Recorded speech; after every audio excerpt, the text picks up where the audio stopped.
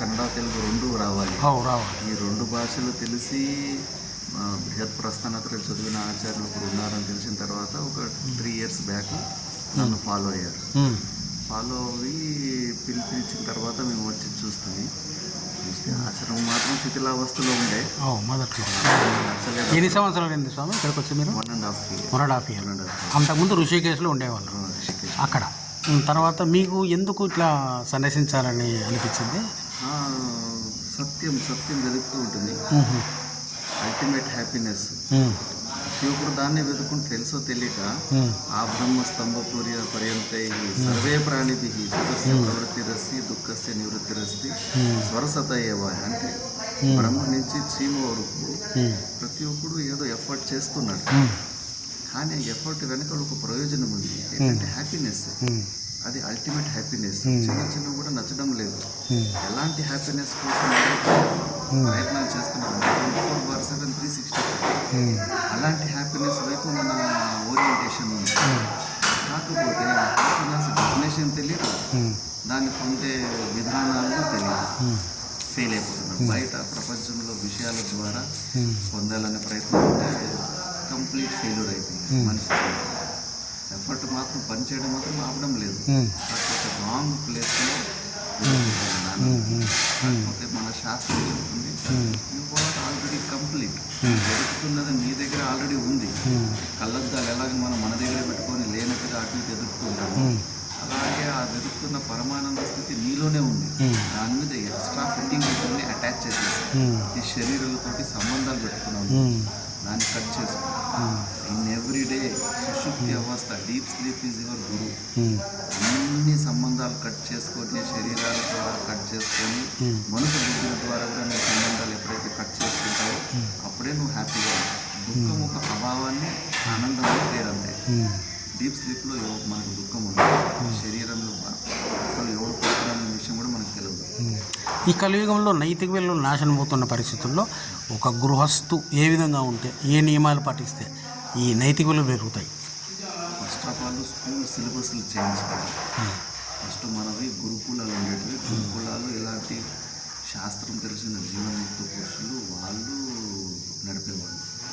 మనిషికి first purpose of life దాని గురించి ప్లస్ మళ్ళీ వాళ్ళ కెరియర్ కోర్సెస్, ఫిజిక్స్, సైన్స్ అన్నీ ఉండేవి. ముఖ్యంగా జీవితం అంటే ఏంటి వీటి గురించి ఫుల్ క్లారిటీ ఉంది. ఆ క్లారిటీ వచ్చినప్పుడు మనము శాస్త్ర విహితమైన కర్మలు చేసుకుంటూ పోతా ఉంటే అది ఆదర్శమైన జీవితం. ఏంటంటే 3 ప్రకారాలను ప్రయత్నం చేసుకోవచ్చు. మనిషి జన్మ వచ్చిన తర్వాత అట్లీస్ట్ మరి ఒకసారి మనిషి జన్మ ఎత్తేలాగా కొన్ని పుణ్యకర్మలు చేసుకోవాలి. ఈ దానికన్నా బెస్ట్ అంటే కన్నా స్వర్గాది లోకాలకి ట్రై చేసుకోవాలి. అది బెస్ట్. దీనికన్నా అల్టిమేట్ అంటే కన్నా మోక్షానికి ఉండాలి. మళ్ళీ పుట్టుకు సాగు లేకుండా ఒకసారి ఆ అల్టిమేట్ హ్యాపీనెస్ని పరమాత్మలో లైవ్ అయిపోతుంది. జన్మ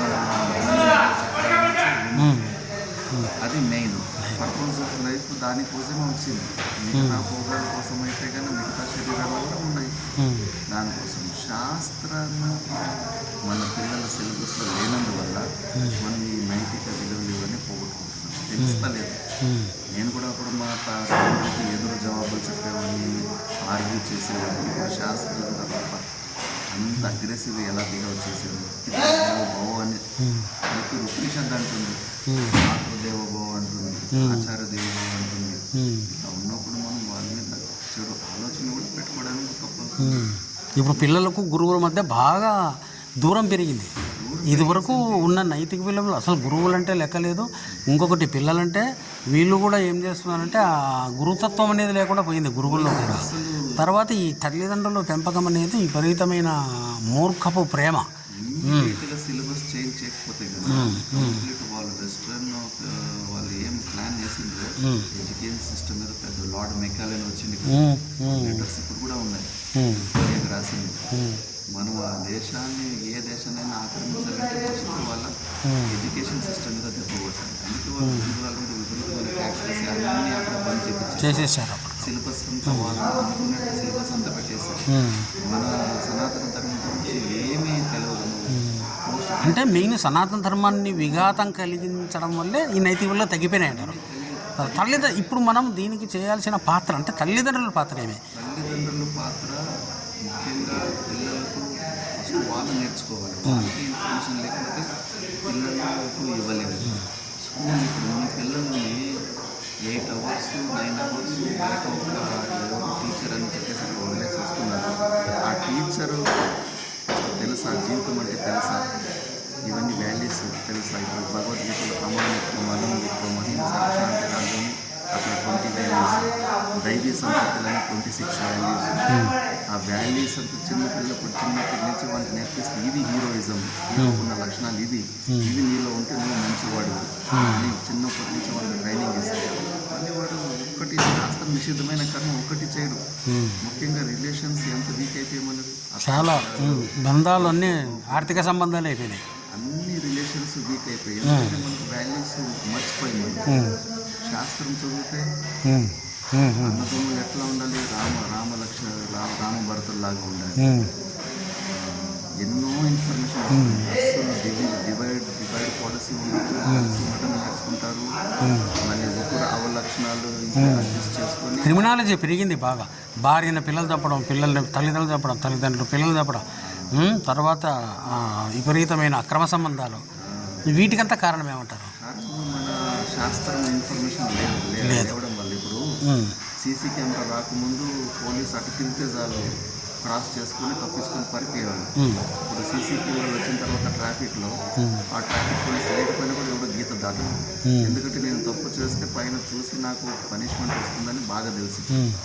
అలాగే చిత్రగుప్తుడు అంటే గుప్తంగా చిత్రాలు తీసేవాడిని చిత్రగుప్తుడు అంటారు. అది పెద్ద సీసీ కెమెరా.